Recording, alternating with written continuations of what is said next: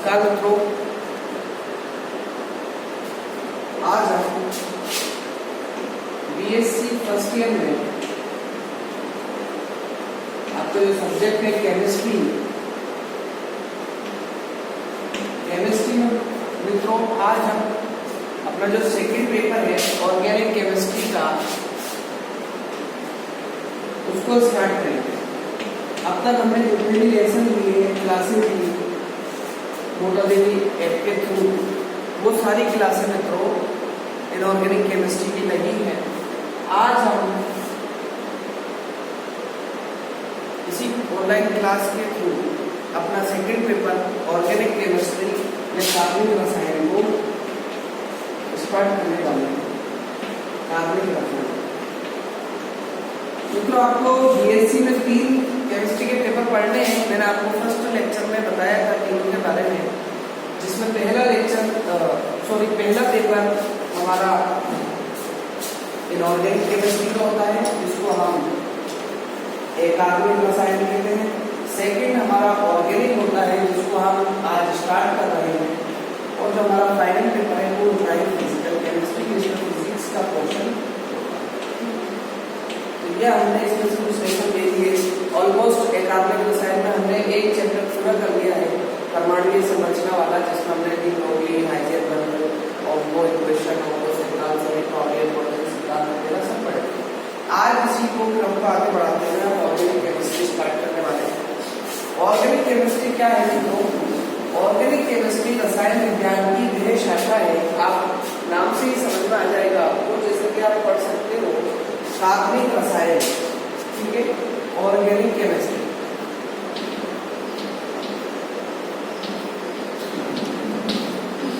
कक्षा 12 तक केमिस्ट्री के जो तीनों पोर्शन है वो कक्षा 12 की रसायन विज्ञान की क्लास में केमिस्ट्री के रूप में एक ही किताब में तीनों केमिस्ट्री के पोर्शन दिए जाते हैं।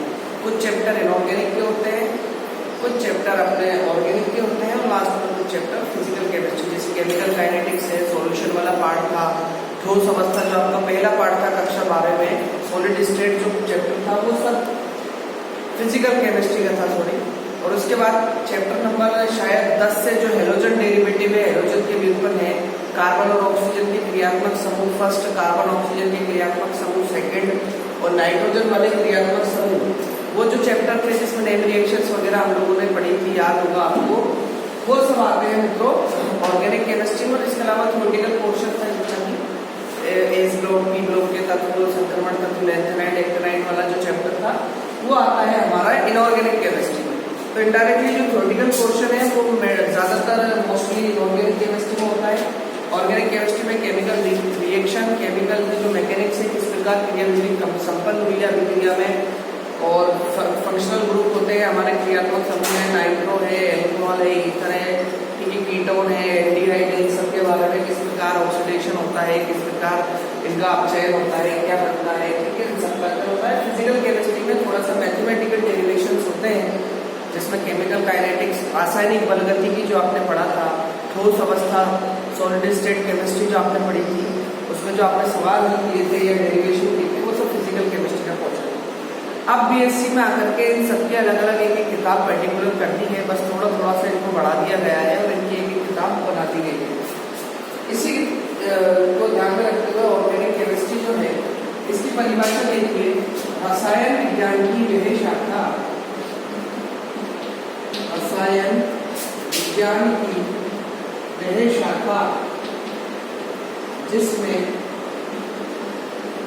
कार्बन एवं इसमें कार्बन एवं कार्बन से बनने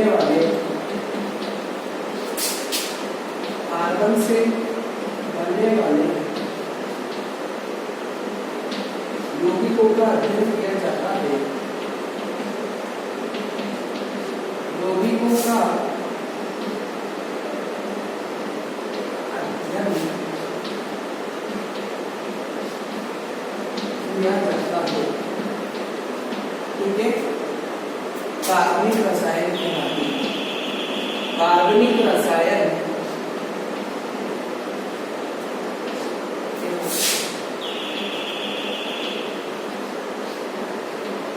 मित्रों अपने आवर्त सारणी में बारे में अध्ययन किया है, लगभग 118 तत्वों के बारे में आपने अध्ययन किया होगा। लेकिन इन सभी तत्वों में जो हमारा कार्बन है, जिसका परमाणु क्रमांक 6 होता है और जिसका इलेक्ट्रॉनिक विन्यास 1s2 2s2 2p2 होता है। ये जो इलेक्ट्रॉनिक विन्यास कार्बन है, कार्बन एक बहुतायत के बहुत अधिक मात्रा में प्रकृति में पाए जाने वाला एक तत्व है और इसकी उपयोगिता आप सब जानते हो। लगभग हमारे सराउंडिंग जितनी भी वस्तु है सब में लगभग कार्बन मौजूद होता है। तो कार्बन की इसी उपयोगिता और बहुतायत पाए जाने के कारण जो इसकी महत्वता है वो अन्य तत्वों की तुलना में कई गुना बढ़ जाती है।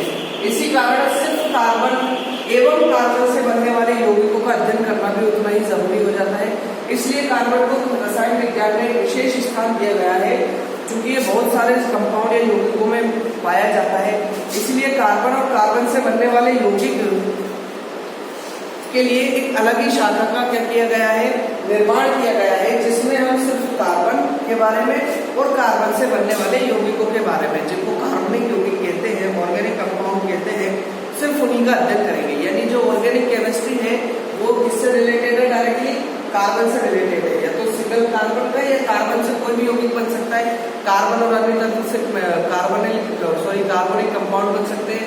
ठीक है, कार्बन धातुओं से भी क्रिया करता है। आप आगे सेकंड ईयर में पढ़ोगे, जिनको मेटलोकार्बन बोलते हैं। मेटल और कार्बन से बनने वाले जो यौगिक होते हैं या तत्व होते हैं उनको मेटलोकार्बन कहते हैं। तो इससे हमें ये पता चलता है कि जो कार्बन की जो क्षेत्र है वो बहुत बड़ा है, उसको अध्ययन करना बहुत जरूरी भी है। इसलिए उसके लिए अलग से एक फील्ड की स्थापना कर दी गई है। अब देखिए मित्रों, इसमें आगे चलते हैं अपन। ये अगली कार्बन रसायन की परिभाषा हो गई, आप लोग इसको नोट करते हुए चलिएगा मेरे साथ साथ। अब सबसे पहला जो चैप्टर है हमारा वो है structure and bonding. Organic chemistry में जो सबसे पहला हमको पढ़ना है, ये मान लेना, वो है तत्वों के या कंपाउंड का जो है स्ट्रक्चर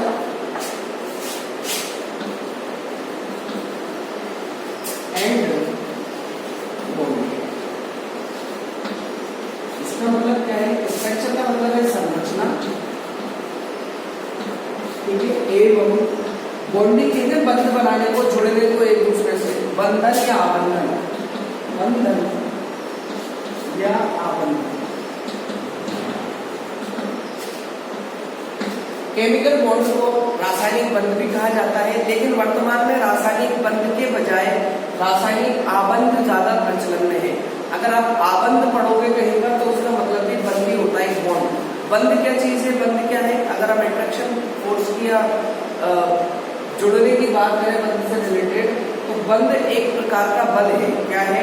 एक प्रकार का बल है जो किसी भी दो अणुओं, परमाणुओं, तत्वों या यौगिकों को आपस में जोड़ के रखता है। ठीक है, उसे ही बंध कहते हैं। यानी कि कोई भी आकर्षण बल जो किसी दो या दो से अधिक परमाणुओं को परस्पर जोड़ करके रखे, वो बंध या बंधन या आबंधन कहलाता है। बंध फिर करके कई प्रकार के होते हैं, अकॉर्डिंग टू इट्स स्टेबिलिटी, यानी उनकी स्थायित्व के आधार पर, उनकी प्रबलता के आधार पर उनको कई भागों में बांटा गया है। आपने पढ़ा होगा सहसंयोजक बंध होते हैं, आयनिक बंध होते हैं, कोवेलेंट बॉन्ड होते हैं, उपसहसंयोजक बंध जिनको बोलते हैं। ठीक है, बंध के बारे में विस्तार अपन अलग करते हैं। तो अब दूसरा इसमें बात आती है स्ट्रक्चर की, संरचना की। तो आपने 12th क्लास में पढ़ा था कि प्रत्येक अणु की एक निश्चित ज्यामिति होती है, और ज्यामिति जो होती है वो केंद्रीय परमाणु से डिसाइड होती है। जैसे जल की ज्यामिति है, मीथेन की ज्यामिति है CH4। ठीक है, तो याद करो आपने इनकी जो ज्यामिति का निर्धारण किया था, वो ज्यामिति का निर्धारण किया था संकरण से। संकरण याद आया? कुछ हाइब्रिडाइजेशन। संकरण जब आपने पढ़ा होगा तो उसमें सेंट्रल एटम जो केंद्रीय परमाणु होता है उसका संकरण पता करते हैं। और संकरण अगर हमें पता लग गया कि उसमें कौन सा संकरण है, sp है, sp2 है, sp3 है, sp3d2 है, कौन सा संकरण है, वो सब अगर हमें पता लग जाता है तो हम क्या कर सकते हैं, उसकी ज्यामिति का परिकलन कर सकते हैं। ठीक है, अब देखिए संकरण का पता लगते ही ज्यामिति का पता आसानी से लगाया जा सकता है, क्योंकि एक निश्चित प्रकार का संकरण एक निश्चित प्रकार की ज्यामिति को व्यक्त करता है। ठीक है, जैसे sp3 आपका संकरण है, sp3 संकरण जो है वो चतुष्फलकीय ज्यामिति को दर्शाता है। ठीक है, इसको दर्शाता है चतुष्फलकीय। अगर किसी में sp3 संकरण है जो आकृति होगी वो कैसी होगी, चतुष्फलक के टेट्राहेड्रल जिसको बोलते हैं अंग्रेजी में। अगर sp2 संकरण है खाली, ठीक है, सॉरी sp2 है तो उसकी आकृति कैसी होगी, रेखीय होगी। 180 डिग्री कोण होगा, sp पढ़ा होगा ना आपके क्लास में मछली ग्राफ। तो आकृति सॉरी संरचना का निर्धारण करने के लिए हमें संकरण का ज्ञान होना अति आवश्यक है। अब कृष्णता से संकरण जब होता है तो स्ट्रक्चर एंड बॉन्डिंग में जो हमारा सबसे पहला टॉपिक है इस चैप्टर से रिलेटेड वो हमारा यही है, संकरण। संकरण को कहते हैं हाइब्रिडाइजेशन।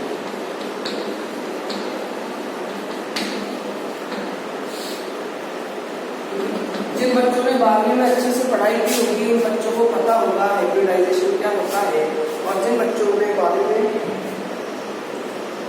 ध्यान नहीं दिया तो वो अब समझने की कोशिश कर सकते हैं, समझ सकते हैं। संकरण क्या है?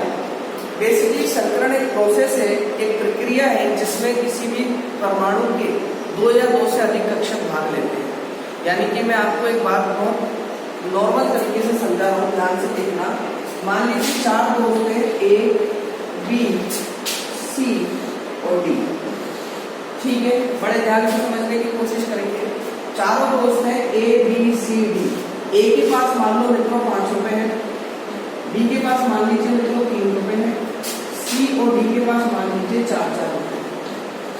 ठीक है, टोटल अगर इनकी हम बात करें टोटल अमाउंट इनके पास कितना हो गया, 5 और 3 8, 8 और 8 16 हो गया।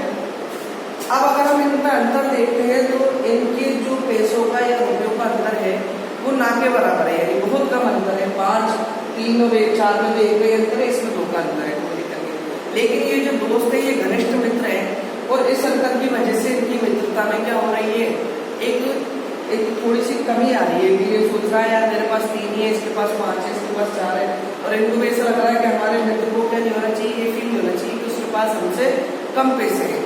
तो अपनी मित्रता का स्थायित्व बढ़ाने के लिए ये क्या कोशिश करेंगे, ये मित्रों ये कोशिश करेंगे कि इनके पास जो पैसे हैं, जितने भी रुपए हैं, वो असमान न होकर के समान हो जाए। अगर सबके पास इक्वल हो जाएंगे तो फिर सब क्या हो जाएंगे, एक दूसरे की परस्पर तुलना में स्थायी हो जाएंगे, सब बराबर हो जाएंगे, जिससे इनकी स्थायित्वता बढ़ जाएगी। एक तरीके से अगर मैं थोड़ा सा आपको हाइपोथेटिकली अगर समझाऊं, अब देखिए क्या होता है। अब ये एक प्रोसेस करेंगे और उस प्रोसेस में क्या करेंगे कि A, B, C और D चारों के चारों अपने सारे पैसों को यहाँ पर इकट्ठा कर देंगे।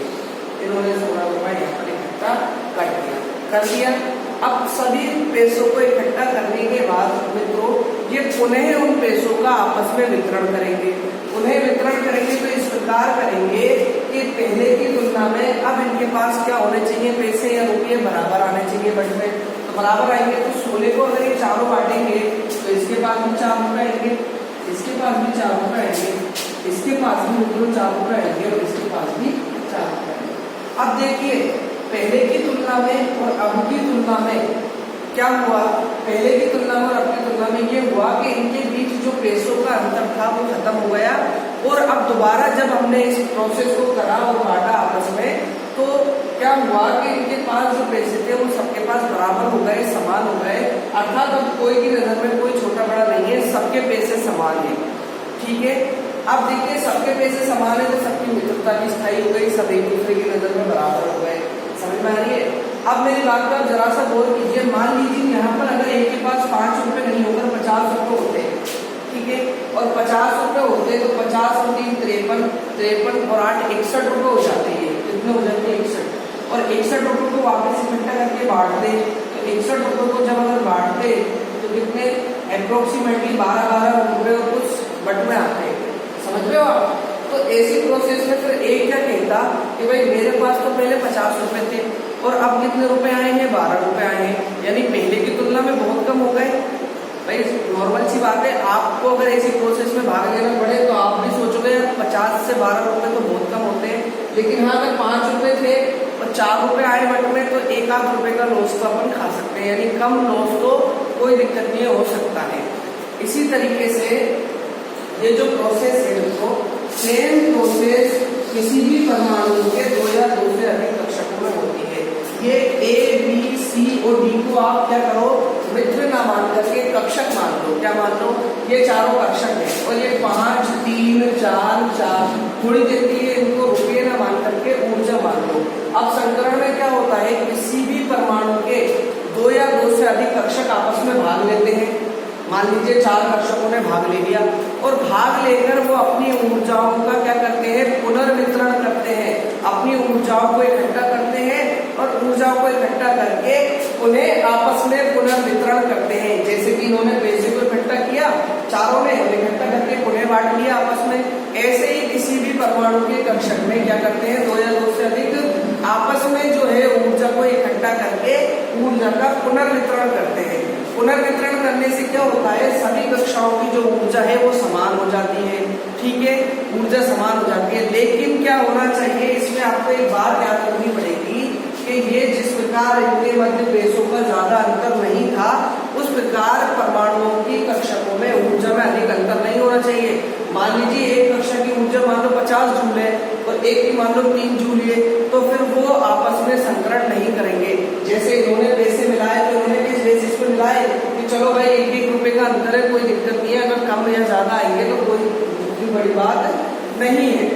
समझ रहे हो आप मेरी बात को। इसी तरीके से संकरण केवल उन्हीं कक्षकों में होता है जिनके ऊर्जाओं का मान लगभग समान होता है। कैसा होता है, लगभग समान। अगर ऊर्जाओं के अंतर में क्या होगा, ऊर्जाओं के अंतर में अगर अधिक अंतर होगा, ज्यादा अंतर होगा, किसी की बिल्कुल कम होगी अकॉर्डिंग टू किसी के बिल्कुल ज्यादा से, तो फिर संकरण नहीं होगा। भाई सीधी सी बात है, आप अगर इसमें भाग लोगे तो आप ऐसे थोड़ी ना कहोगे कि भाई तुम तो 5-5 रुपए मिला दो और मैं 100 रुपए दे रहा हूँ, और तीनों ने 15 रुपए दिए, आपने 100 रुपए दिए, 115 रुपए हो गए और 115 रुपए को वापस 4 लोगों में बांट लो।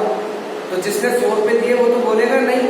हाँ, ये हो सकता है कि सबने 15-15 दिए, मेरे पास 18 रुपए, तो तुम 15 दे दो, मैं 18 रुपए दे रहा हूँ, आप इनको जोड़ करके आपस में बांट लो। ये किस वजह से हो रहा है, ये इस वजह से हो रहा है क्योंकि ऊर्जाओं का अंतर या पेशों का अंतर क्या है, लगभग समान है, अप्रोक्सीमेट है। ठीक है, समझ में आ रही है बात। इसी तरीके से संकरण की प्रोसेस होती है, उसमें क्या होना चाहिए, ऊर्जाओं का मान लगभग समान होना चाहिए। संकरण में होता क्या है, ऊर्जाओं का पुनर्वितरण होता है, किसके द्वारा, कक्षकों के द्वारा। कक्षक आपस में क्या करते हैं, ऊर्जाओं का पुनर्वितरण करते हैं। और अब ये दोस्त थे तो इसलिए इन्होंने आपस में ये प्रोसेस किया। कोई अनजान व्यक्ति आएगा तो उसके लिए थोड़ी ना करेंगे, ये तो आपस में कर रहे हैं। ऐसे ही कक्षक क्या होने चाहिए, एक ही परमाणु के होने चाहिए और लगभग समान होने चाहिए। तो संकरण की जो परिभाषा बनी वो ये बनी कि जब किसी परमाणु के लगभग समान ऊर्जा वाले कक्षक आपस में मिलकर अपनी ऊर्जाओं का पुनर्वितरण करते हैं और उतनी ही संख्या में समान ऊर्जा, अब लगभग समान नहीं कहेंगे क्योंकि पहले तो 5 3 4 4 था, लेकिन प्रोसेस संकरण होने के बाद 16 को जब चारों ने बांटा तो अब लगभग समान नहीं है। अब तो सबके पास क्या है, बिल्कुल एग्जैक्ट 4-4 है, तो अब लगभग समान नहीं, उतनी ही संख्या में समान ऊर्जा वाले कक्षकों के निर्माण को ही संकरण कहते हैं। अच्छा, एक बात और ध्यान रखना, जितने संकरण में कक्षक भाग लेते हैं, संकरण के बाद भी उतने ही कक्षक बनते हैं। पैसे अगर ABCD में मिलाए हैं तो जो 16 रुपए बटेंगे वो इन चारों में बटेंगे। ऐसा नहीं है कि आ गया कोई ही, उसने कुछ भी नहीं मिलाया और वो बोलेगा नहीं भाई मुझे भी हिस्सा दो, 16 में 5 के हिसाब से बांटो। ठीक है, आ रही है बात समझ में आपके। तो मैं आपको यही समझाना चाह रहा था कि जो ऊर्जाओं का पुनर्वितरण होता है वो लगभग समान ऊर्जा वाले कक्षकों में होता है और पुनर्वितरण होने के पश्चात जो कक्षक बनते हैं वो उतनी ही संख्या में समान ऊर्जा वाले बनते हैं। और इसी क्रिया या प्रक्रिया को चूंकि पूरा प्रोसेस होता है, इसी प्रोसेस को संकरण कहते हैं। तो संकरण की परिभाषा क्या बन गई, जब किसी परमाणु के, लिखेंगे नोट करेंगे, जब किसी परमाणु के लगभग समान ऊर्जा वाले, लगभग समान ऊर्जा वाले कक्षक आपस में मिलकर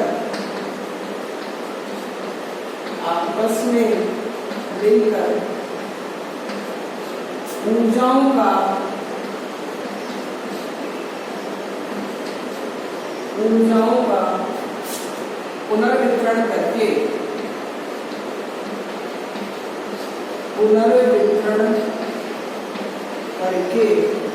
उतनी ही संख्या में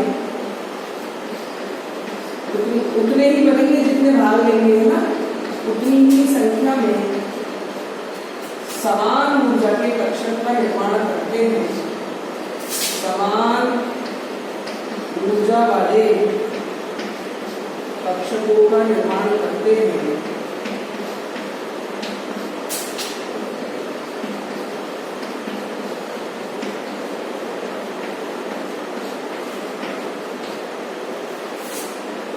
समान ऊर्जा वाले कक्षकों का निर्माण करते हैं। तो इस प्रक्रिया को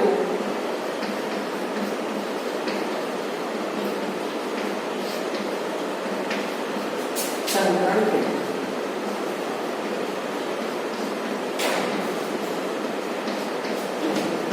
मेरा ख्याल है आप लोगों को समझ में आ गया होगा। मैं दोबारा पढ़ने सुना देता हूँ।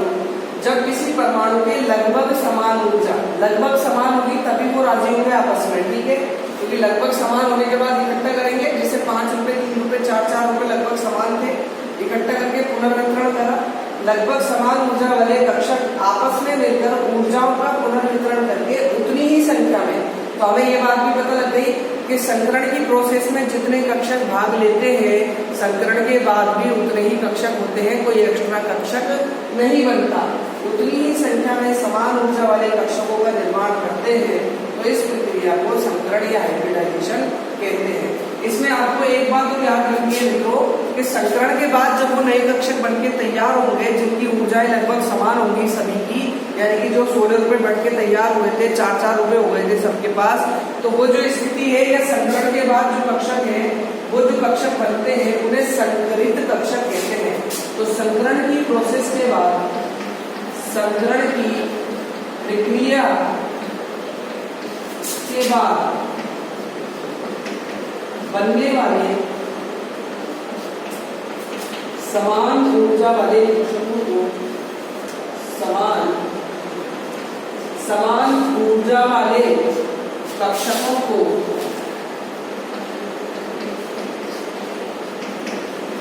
संकरित कक्षक कहते हैं।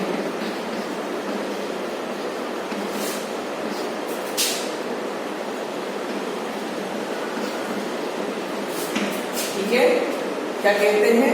संकरित कक्षक। यानी कि संकरण की प्रोसेस में संकरित कक्षक उतनी ही संख्या में बनेंगे जितने संकरण में कक्षक भाग लेंगे। अगर 4 कक्षक भाग ले रहे हैं तो 4 नए कक्षक बनेंगे, 3 कक्षक भाग ले रहे हैं तो 3 नए बनेंगे, 5 कक्षक भाग ले रहे हैं तो 5 नए कक्षक बनेंगे। यानी संकरण से पहले जितने कक्षक, संकरण के बाद उतने कक्षक। ये संकरण से पहले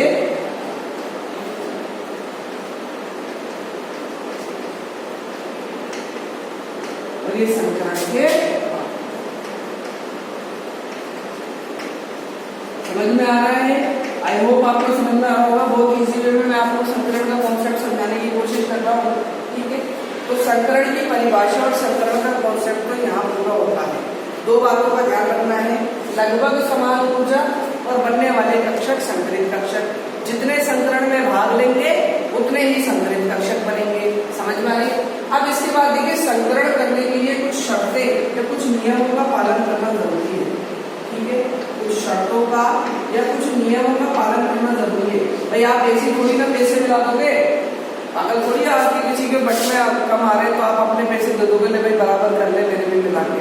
तो कुछ नियम होंगे, उससे कुछ रिश्ता होगा, गहरी पक्की दोस्ती होगी, जब कोई भी आपका बॉन्ड होगा उसके साथ कनेक्शन होगा, तभी आप इस प्रोसेस में भाग लोगे। वरना जरूर थोड़ी कोई चलते रास्ते किसी की प्रोसेस पैसे आपस में मिला के बांट रहे हो, वो कम देंगे आप ज्यादा देंगे, ठीक है भाई बांट रहे हो, ऐसा नहीं होता। तो ऐसे जो संकरण होता है कक्षकों में, उसके भी कुछ नियम होते हैं, कुछ शर्त होती है। उन नियम या शर्तों को हमें क्या करना है, ध्यान से समझना है, तभी वो संकरण हो पाएगा। अन्यथा अगर वो कक्षक नियमों या शर्तों को पूरा नहीं कर रहे हैं तो उसमें संकरण या हाइब्रिडाइजेशन की प्रोसेस नहीं हो पाएगी। उसके बाद नियम या शर्तों के बाद आता है टाइप्स ऑफ हाइब्रिडाइजेशन, यानी संकरण के प्रकार, कितने प्रकार के होते हैं वो कितने। तो इन सब बातों को हम अगली क्लास में जारी रखेंगे। आज की जो डेट है, डेट है 22 सितंबर, 22 सितंबर। डेट डालना में भूल गया था, इसलिए डेट डाली है। तो यहाँ तक कंप्लीट करके रखिएगा।